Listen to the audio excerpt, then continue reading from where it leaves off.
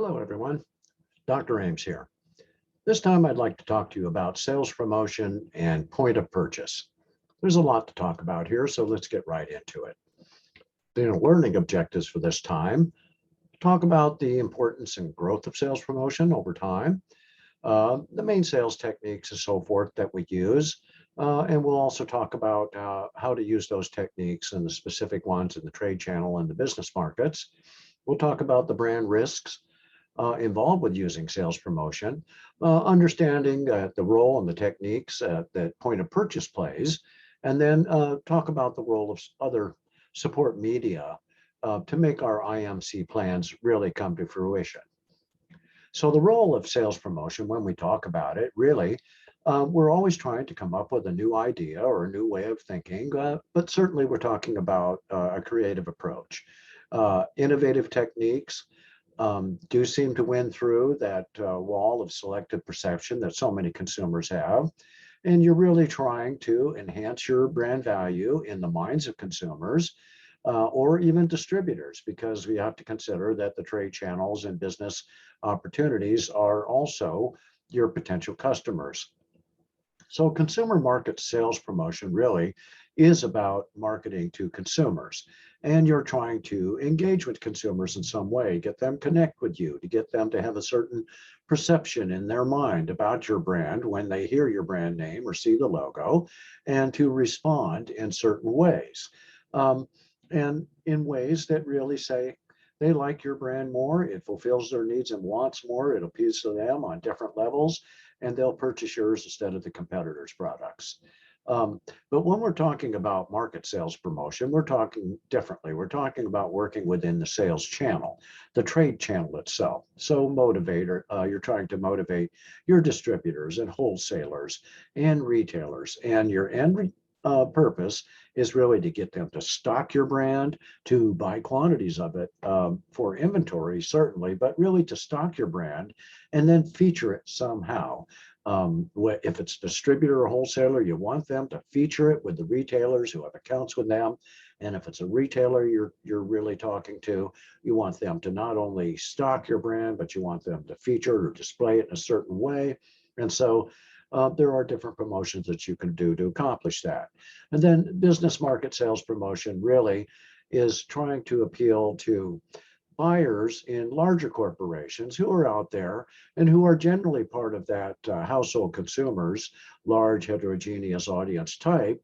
Well, you can reach them through that advertising and those mediums that reach large amounts of people.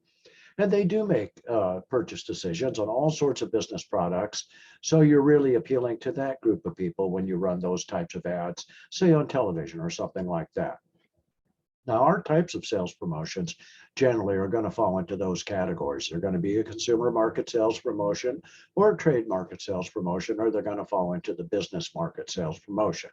So they each use different tools and different techniques to get the results that they want. So they're very much basing their promotional activity on the audience type. And so the key components of this are, for the consumer market sales promotion, reduced pricing, offers that give some sort of reward to the consumer, or some sort of reason to connect with you, engage, go to your website, call a number, copy a coupon with your telephone and use it in the store, anything like that, targeted at a general consumer.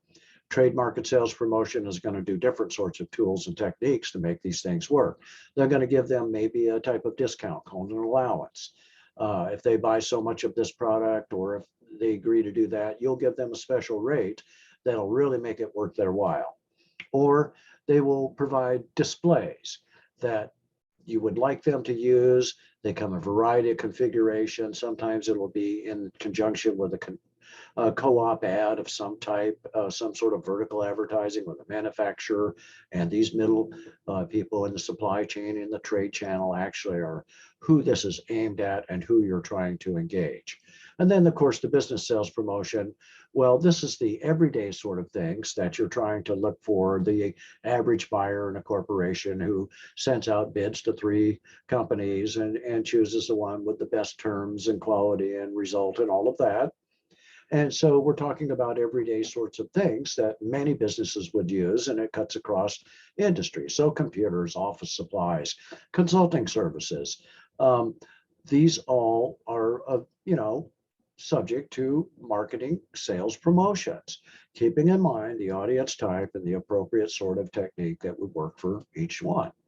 So sales promotion and advertising really are complementary, and they both are not exactly designed for the same purposes. For instance, the sales promotion is about short-term demand. You do a promotion, a coupon, a discount, a reward, and that's not meant to last forever. On the other hand, advertising is meant to cultivate long-term demand. That's meant to work into the future. Sales promotion is a innovative, one-time creative thing that you do, trying to capture attention, get new consumers to join your brand, and so forth, to increase those loyal users you have and turn them into heavy users. You also want to appeal to those variety seekers and switchers who are out there. Long-term advertising is different. It's going to reinforce brand loyalty. It's going to encourage people to purchase from you over time because they are loyal and they believe in your brand and the image and whatever that perception is. And so your advertising is going to talk about features and show lots of pictures and give lots of information and so forth. But it's always about long-term effects, where if we look at sales promotion, it is meant to be very short-term. So if you can get someone to do a trial usage of something, it's for a short-term thing. You might just have gotten one of those variety seekers or brand switchers to try something and they like it and they come back, and you'll get some repeat purchases out of them, and who knows, maybe they will become a loyal brand user. But the idea is this is something that's measurable, immediate engagement, immediate results that we can look at with an assessment and go, it failed or it succeeded. So there's a lot of ways that we really want to make this work for us when we're talking about a sales promotion. Again, keeping in mind the various factors. Because it's a short-term thing, because it's meant for immediate results and to have results, period, then we want to be able to measure it. Advertising is a little bit harder. For instance, billboards, even digital billboards, are a form of advertising, one of the many tools. On the other hand, a sales promotion is quick and easy. How can you measure the impact of a billboard over time? You can say, this is how many people will see it on a given day, depending on where it's situated and so forth. But you really have no way to measure that. It's very hard to give an 800 number on a billboard where a person who drives there occasionally is going to be able, what are they going to do? Write it down? They might be able to get capture an image of it, a picture of some sort, but there's an inherent challenge there. So with the pressure that we see today that marketing's got to produce results, and so it's got to be highly accountable, and that means assessment's got to be ongoing, and we need to know how well we did really right away and with some certainty, so we know whether to continue a promotion, to do something similar, to keep this one going, to drop this idea entirely, whatever the analysis indicates. The short-term orientation really does lock us into a certain type of scenario. It does say that we're responding to pressure from stockholders to be successful and efficient and have these sorts of things work for us. And so managers sometimes do get bonuses for these short-term sorts of gains. So sales promotion is going to get noticed if it's really successful, and those who put it together might be in line for some recognition or other sorts of rewards. Now, consumers, what do they think about all this? Well, they demand value.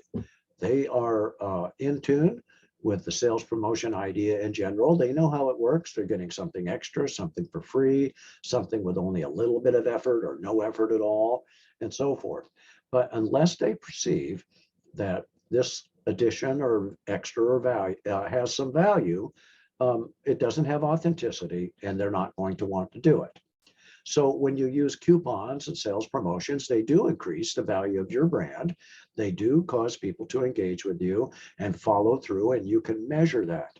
You can measure how many coupons were submitted. You can measure all of those sorts of things.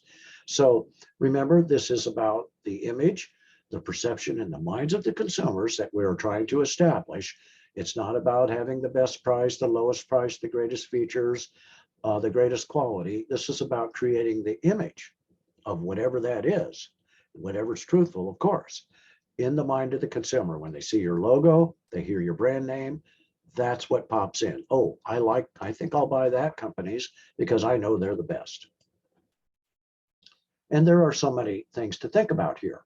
The competition's intense out there. So the number of brands introduced per year is in the thousands.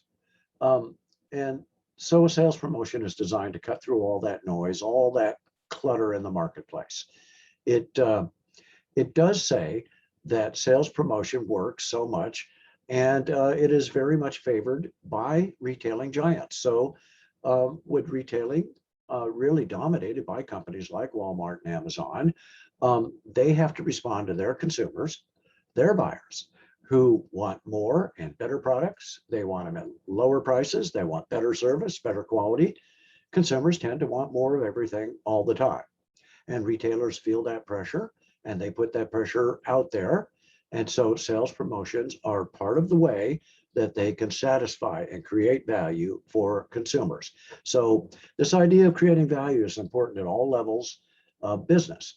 The marketing effort and sales promotion itself, and those people in the middle, distributors and wholesalers to get the goods sometimes to the retailers, and then the retailers themselves that really are doing the face-to-face selling quite often to end consumers.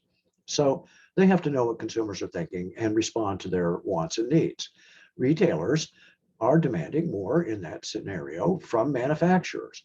And so manufacturers have responded, and that's why we see a heightened amount of activity in the trade channels using marketing and promotion techniques of the different types I've mentioned to reach those members in the trade channel. It's a result of how consumerism is working and how effective things have been. But because of competition and the plethora of brands and logos and images out there, competition is tight. And so sales promotion is one tool in today and today's business environment that we can use to help differentiate ourselves slightly from our competitors. So it's about building relationships, if you're a manufacturer, with not only wholesalers and distributors, but with retailers. And then possibly, if you sell directly online, then building relationships with consumers as well. So sales promotions are used with each other and against each other in many different ways when you really think about it. And part of the reason is all those brands, they're not all competing for the same target customers, but many times people could spend their money on anything they want. And so they may forego buying lunch today and ignore your messages about the great lunches you could provide. And they might decide to save it and buy a product that's a physical product they can do something else with another day. So you're not just worried about people in the industry you're catering to, but you're worrying about providing a value so you can actually capture the attention of consumers are out there who have money to spend. So you need to cut through all that. Now, the objectives for consumer marketing sales promotion, they're very specific. You're trying to engage people. So if it's a trial purchase that you can offer them, maybe they're a variety seeker or switcher, and they might never have really tried your product unless they got this special sales promotion that offered them a trial purchase. Now, sometimes these trial purchases might involve things that cost a little bit more money. You can try it for a month, you could try it for a week or so forth.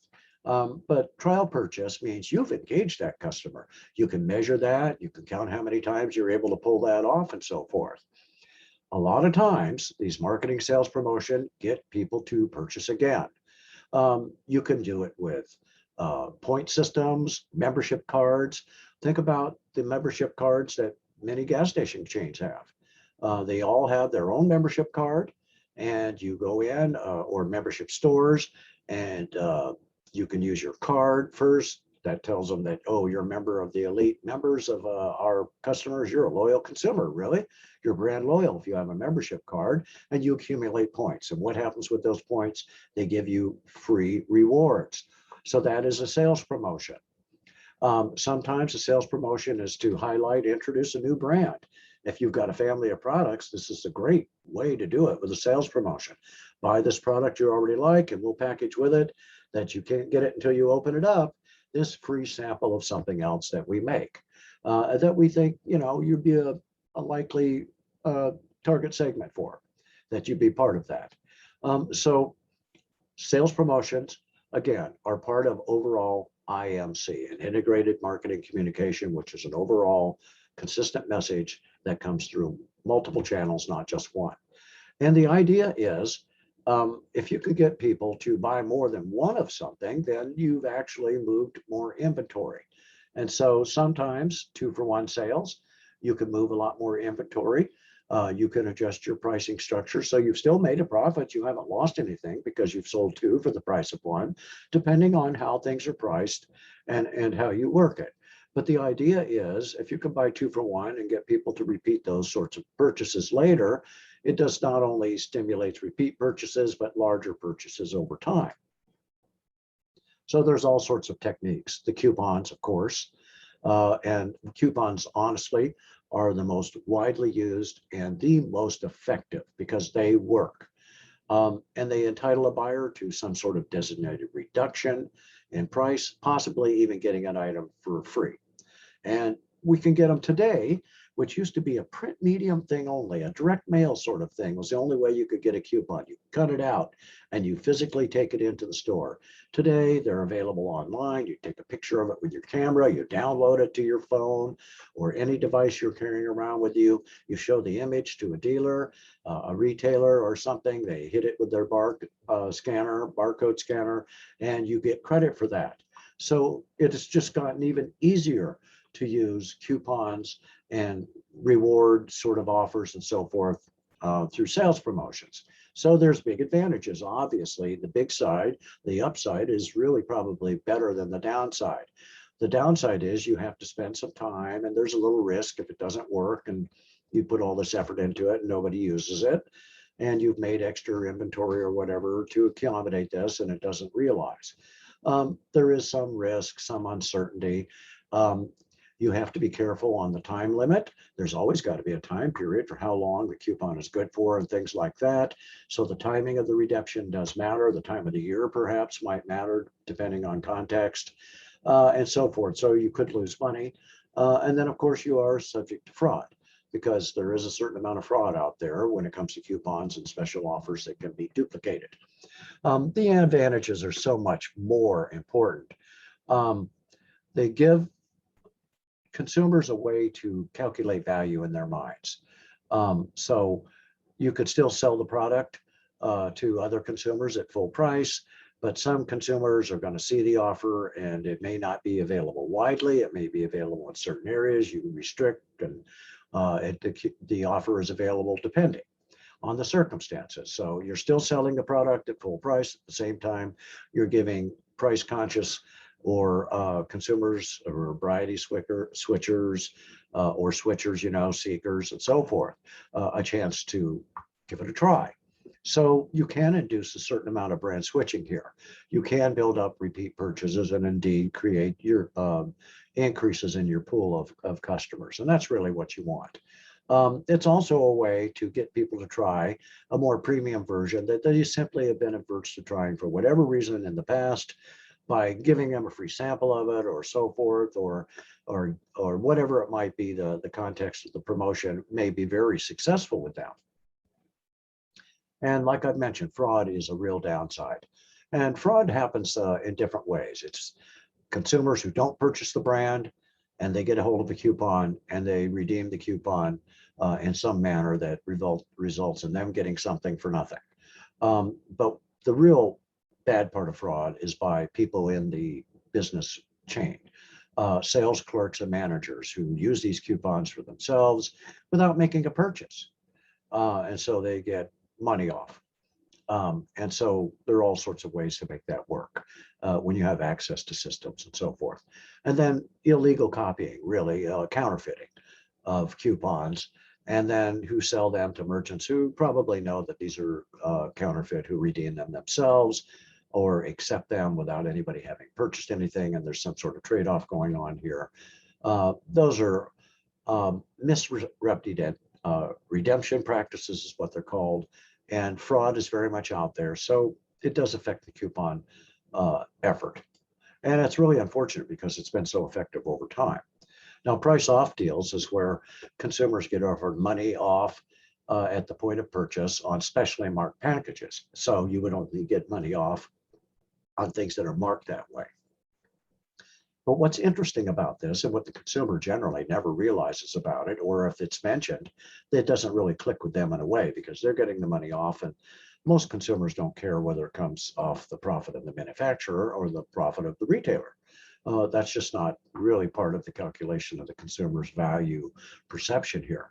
So if you take it off, typically these sorts of price reductions, price off deals, 10 to 25% off, that come out of the margin of the manufacturer. Retailers, well, they're not as enthusiastic about it, even though they're not giving up some of their profit, because generally in order to participate in the program, they've got to take increased numbers of inventory, and they've got to adhere to the pricing program, and it takes their time and energy when they're really not getting much about it except another sale in that sense. But manufacturers, of course, they can measure how many of these are successful, redeemed, and so forth, and they can see if it's affected their bottom line quite easily once the dust settles and they can run reports. So the retailers aren't necessarily getting that new business because people who frequent a location or a website frequently are going to see these offers. They're savvy customers. They're already heavy users or at the minimum brand loyal, and they see these limited offers, so they just snap them up. And so you don't get as wide an exposure as you would expect with potential new customers. Now, premiums are a certain thing, and advertising specialties have certain sorts of elements to them. So let's talk about each. Premiums are just free items, or sometimes at a reduced price when you purchase another item. So it works for a product or service. There's a couple options. You can have a free one or self-liquidating one, which gets used up right now. So free ones, a free premium doesn't cost the consumer anything. Either it's included in the packaging in some way as an extra, or the consumer has to do a little bit of work after they provide proof of purchase, and it gets mailed to them or handed to them in some way or other, but it's free. Now, a self-liquidating one, the consumer really has to pay most of the cost of the premium item through some sort of arrangement. What they do is retailers will often get loyal customers to get a card that measures progress towards getting something free. And they get so many holes in a punch card or so many things that are kept track of, and then they get something as the reward. Well, generally, by the time you've done that, you've made enough profit where the retailer is not losing any money at all, and you've paid nearly the price that you would pay for that extra item by that time anyway. But it doesn't seem like it because the arrangement does seem authentic and so forth. It's not fraud or misrepresentation or anything like that, but it will only work with really loyal customers and so forth. And new customers, if they get drawn in by a sort of program like this, they're not going to buy from you again unless you also give them a premium again. So you're establishing a certain type of behavior, and you don't really want that to be the behavior that new customers are expecting as part of their value proposition. Now, advertising specialties are free items that are given out. It's often, we call it swag, right? Things like coffee cups and t-shirts, mouse pads, pens, baseball hats, things like that. Well, what do we do with those? We put logos and messages and things like that on them. In fact, the three elements are all key, and they all need to be there if they really want to be considered an advertising specialty. So there's got to be a message, even if it's a 3-word jingle. And in fact, you can't have multiple word jingles on your hat or something. It just doesn't work. So it's got to be very succinct and to the point and so forth, but it's got to have a message. The item itself has to be a useful item, part of everyday life, whether you need an extra coffee cup or not. A coffee cup is a useful item. And it's got to be given with no obligation of any type whatsoever. It's got to be a freebie. Now, contests and sweepstakes are something that all retailers, marketers got to be very careful about. There are just so many different laws and regulations that vary from state to state, and it is really full of pitfalls. They are the #1 sales promotion technique, though, to drawing brand attention. So they really work, but it takes an understanding of a complex and sophisticated technique fraught with danger. So it's just not for every company to put out contests and sweepstakes. Now, contests and sweepstakes are not the same thing. A contest is where a consumer competes for prizes based on skill or ability, and they actually win a contest on prejudged criteria, generally adjudicated by some sort of panel of judges, but the criteria are predetermined and everybody is aware of what they are ahead of time.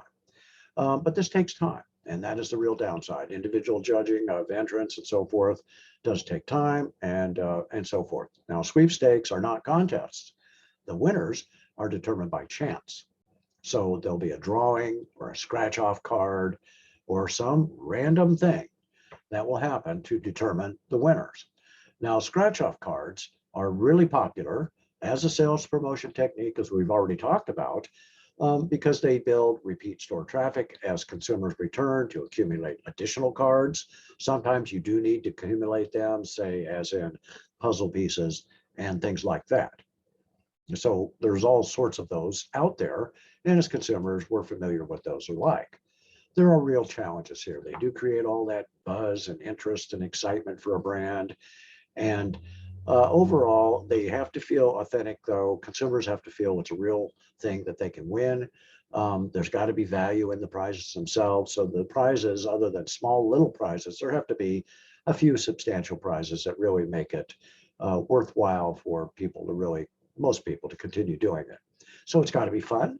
It's got to be interesting. So in that sense, it's got to capture people's attention. Again, it's got to capture the attention of consumers and break through. And again, that is the idea with the sales promotion. The challenges are they are really subject to a lot of different laws, regulations, restrictions of all types. They differ from place to place.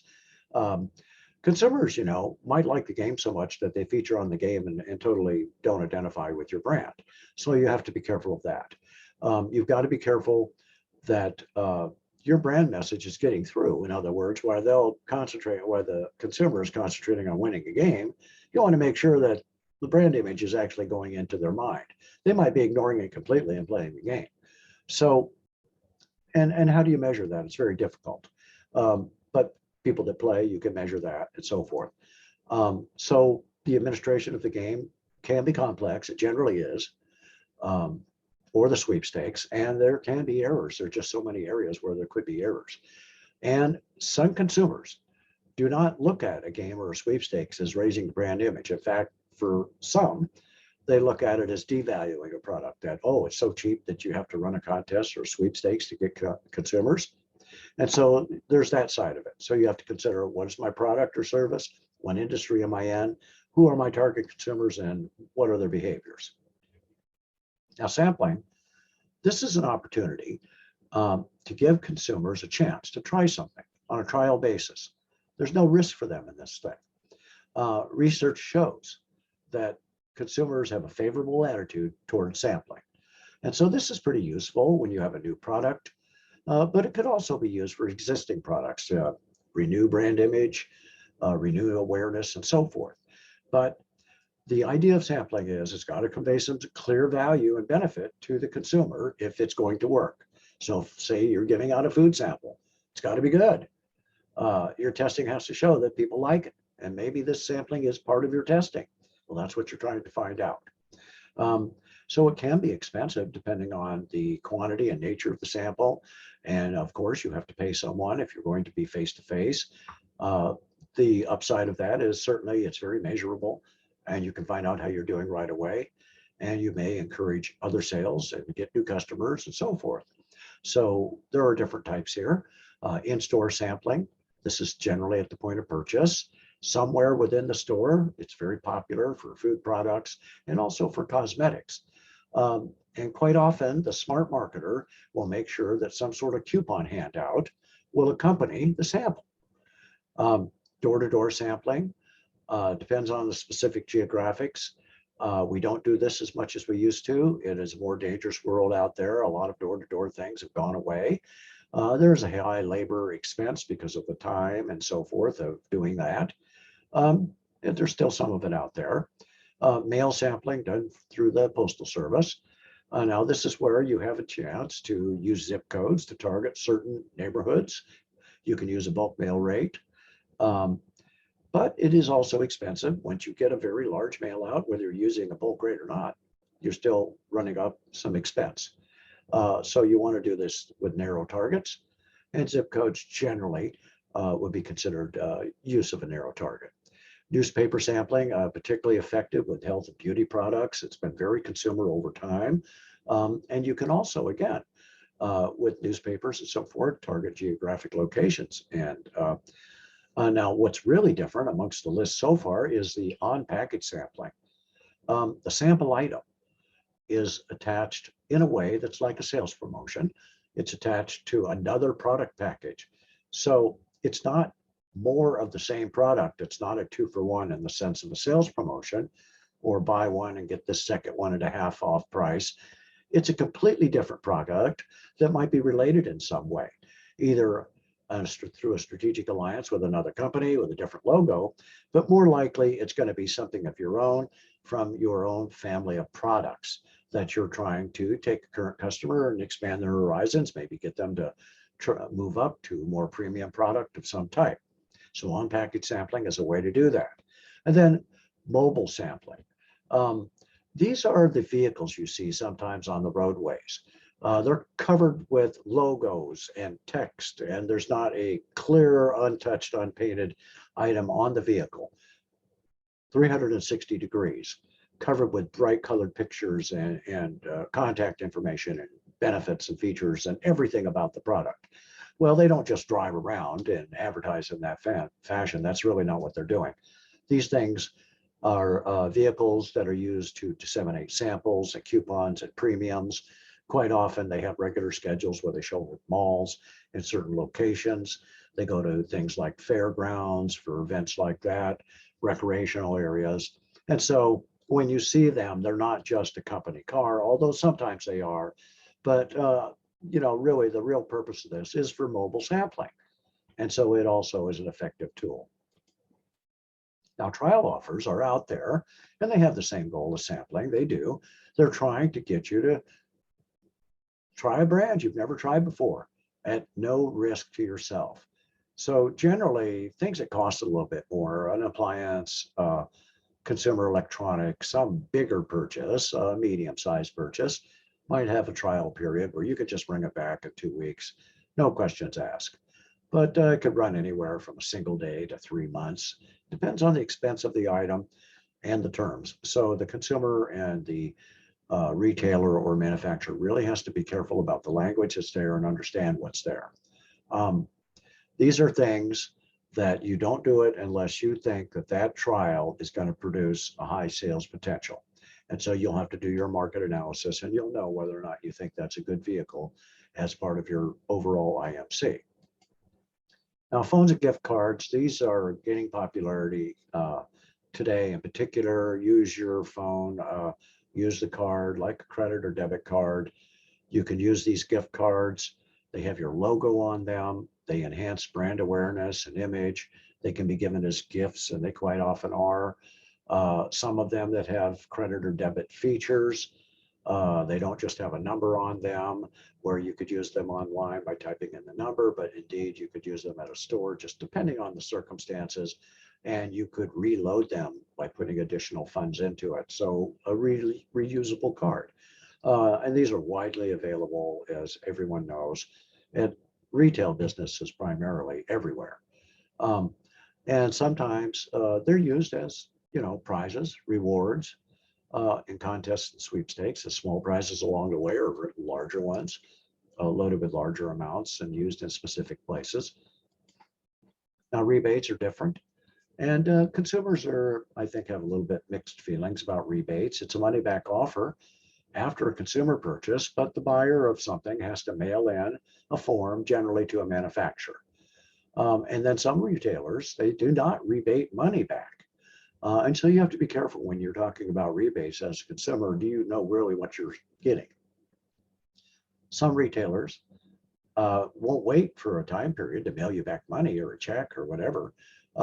They will give you a voucher and it counts as money, but only on your next purchase in that store on their merchandise.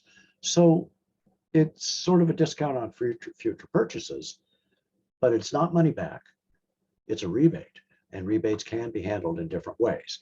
Now, for marketers, they are fairly lucrative because so many buyers do not bother to send back a rebate on a $10 item or whatever the amount might be if they don't consider it very much money worth the effort of getting a stamp and actually mailing it in.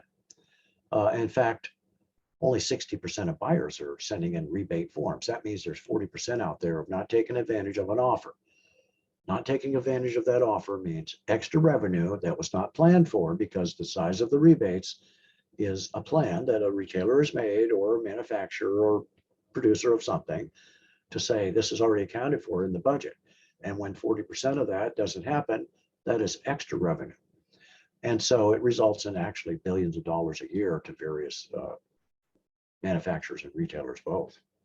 Now, frequency programs, these again, sometimes are done with membership cards, scratch off, accumulating, box tops, whatever it might be. But basically, consumers get discounts or free product rewards after so many repeat purchases or patronizing a brand or a company or whatever.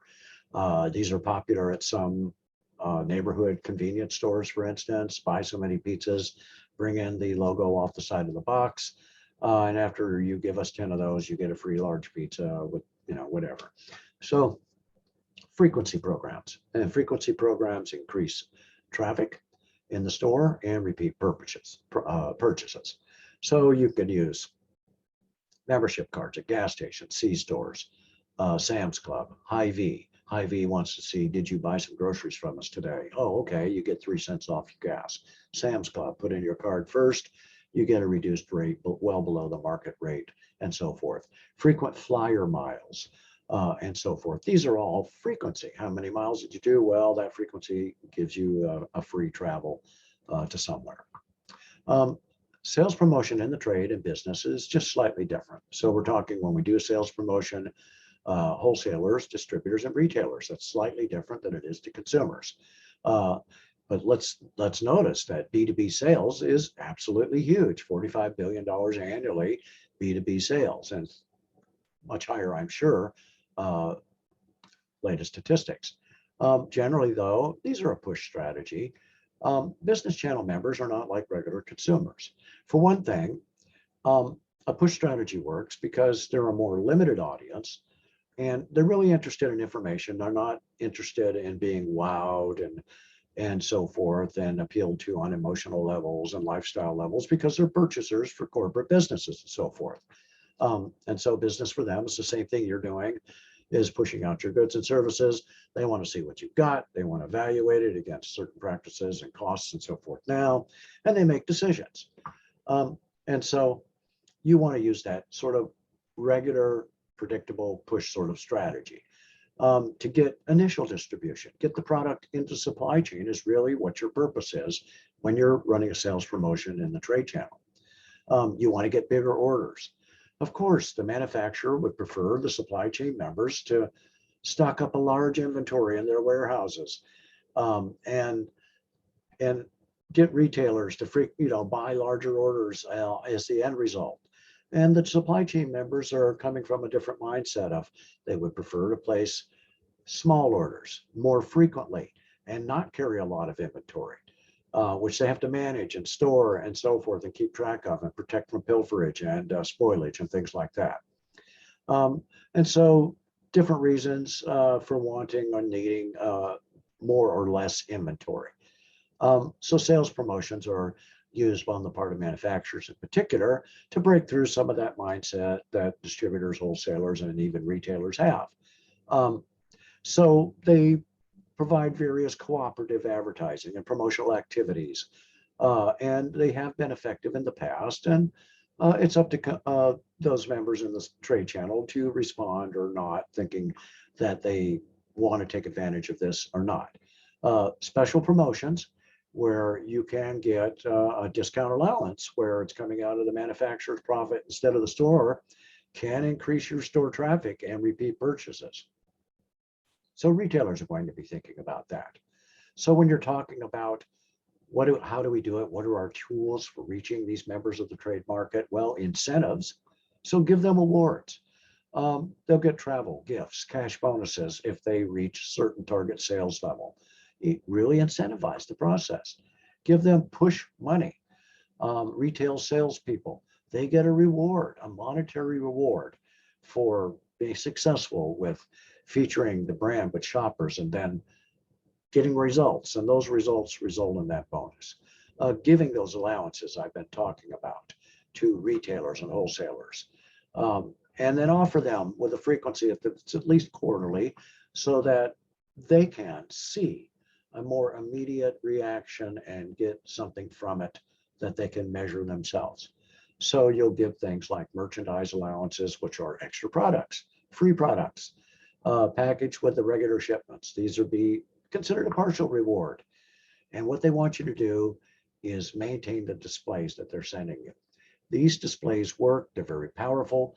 And so manufacturers, if they have these arrangements, they will send agents out to look at stores. Are you using our displays? Because they do not want to offer you these special programs and so forth unless you're really coming through on your part of it as a retailer. So they will check. Slotting fees.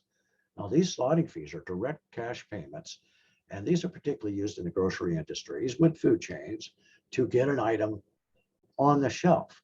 Shelf space is in such high demand. There are so many new products all the time. And so for groceries, it's no different. And so shelf space is high demand and highly competitive. So slotting fees, you want to make sure that the consumer sees it at eye level. You will pay a little bit for that.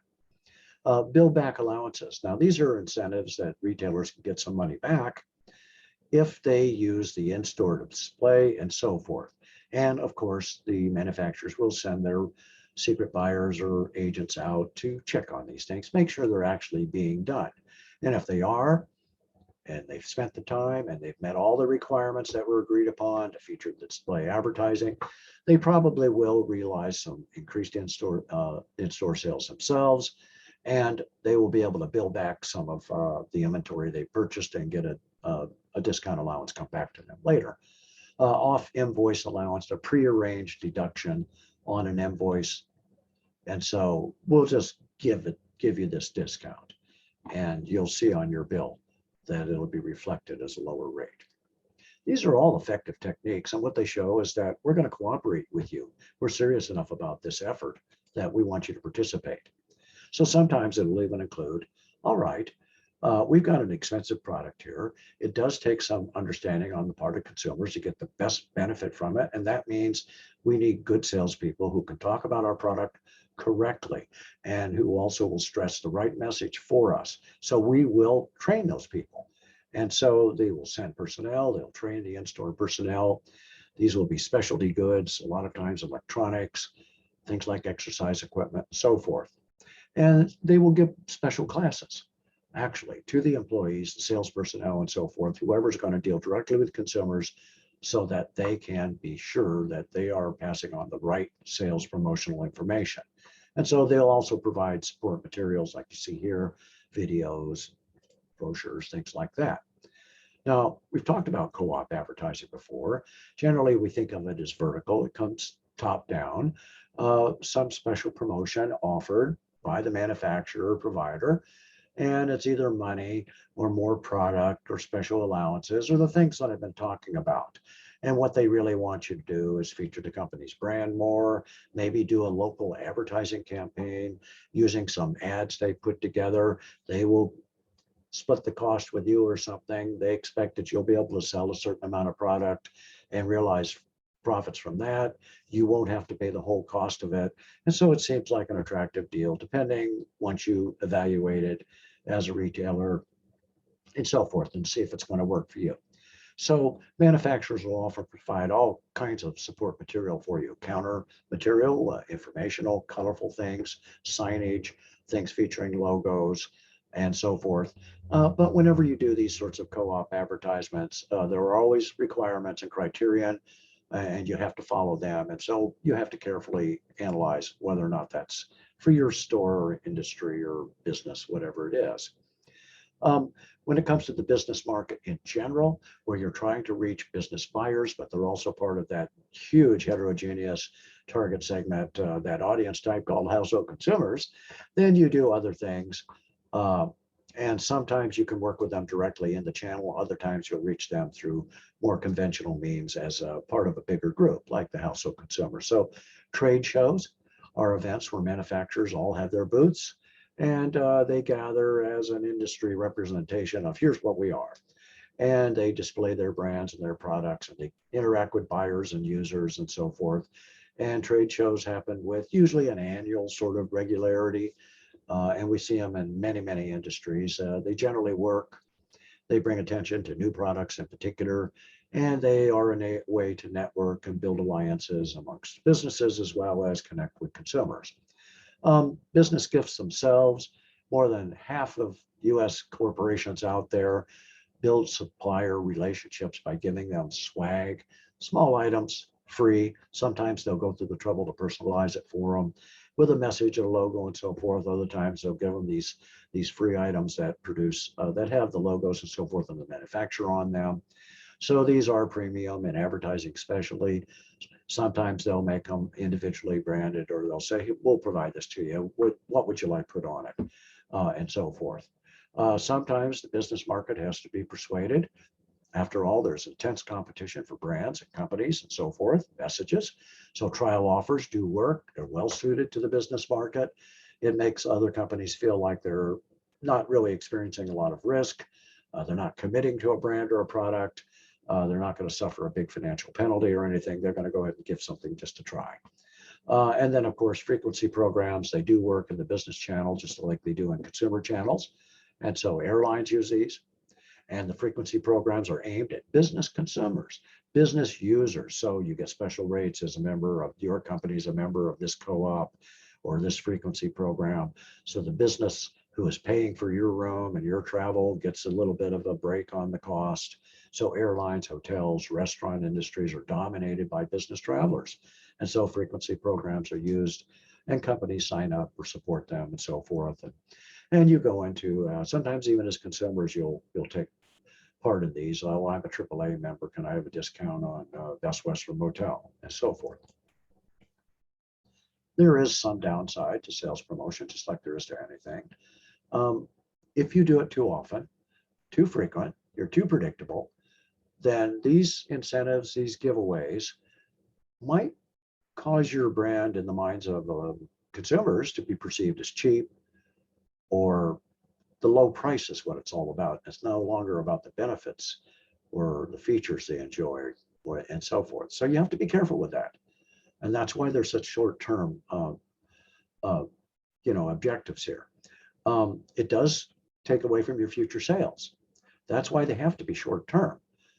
Otherwise, your future sales only happen during a promotion, and your loyal customers will anticipate you. They will stock up and take advantage. You can alienate customers. If you are running one practice regularly, say a sweepstake, or you're running a frequency program, and you change and drop it all of a sudden, and you go to something else, sometimes that abrupt change, or what the consumer might perceive as abrupt, will alienate them. And it's something as simple as that to have someone switch brands. The time and expense of a sales promotion, there is time and expense. They cost time and energy to put together, and they have to reflect, therefore, the short-term interest. And so you have to make sure that when you do it, the time and expense includes assessment and measuring and so forth. And then there are always the legal considerations, federal and local, particularly with contests and sweepstakes, but any rules that might affect you on a regular basis for your operation. Now, point of purchase advertising is where materials that are in the retail setting attract attention to the brand. So shoppers are there, they're in some location, and some signage or a display of some type will catch their attention. And what is it doing? It's highlighting benefits or pricing information or price off promotion, something like that.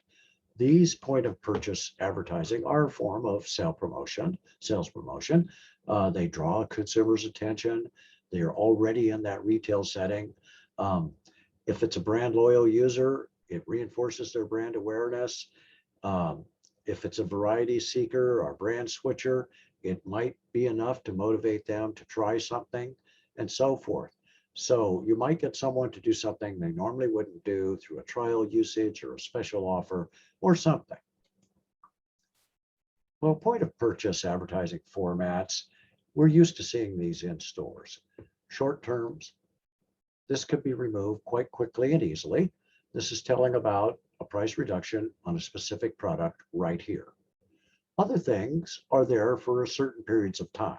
Again, these are short-term things, so we're talking maybe a week or not too much longer. And then so we're used to seeing many colorful displays full of product like this. Long-term displays are a little bit different. Sometimes they're nothing more than to highlight where something is, like here, and so forth. But at the same time, we see them, they're going to last, they're going to be around maybe a whole year, half a year or more, permanent long-term displays. They might not always be just informational. You might have draw attention to your message, part of your marketing message and so forth might be on a sign that's just up. And so Walmart, low price leader, would have whatever their current marketing jingle is at strategic places where people tend to see it throughout the store on a repeated basis. Now, finally, we must mention packaging as part of sales promotion, point of purchase type of vehicle. Packaging carries important brand information. You can't stress that enough. It contributes to the promotional effort, the color of it, the logo, where it's placed on the shelf, and so forth. It really does influence his customer ad hoc to make a decision sometimes. So while it's doing that, you're getting an occasional brand switcher or variety seeker that you're moving over. You're reaching your heavy users, you're reaching your brand loyal users. It reinforces their awareness of the brand name, the logo. Oh, of course it's in this store because, oh, that's my favorite brand. Why wouldn't it be there? On a certain level, it reinforces our consumer perception of the value and availability, the accessibility and desirability of something. And so it does, the packaging itself. The packaging is what draws our mind and our eye to, oh, there's a sales promotion offer here. There's something extra in there. There's a different product in there from the same family of products. This is a special offer where if I buy this now at the register, they'll take off half the price of that second one. Or I'm going to get this completely free. So the shape, the design, the color, all of these things really do speak to the consumer. Okay, folks, that's all I want to talk about. I'll talk to you again soon.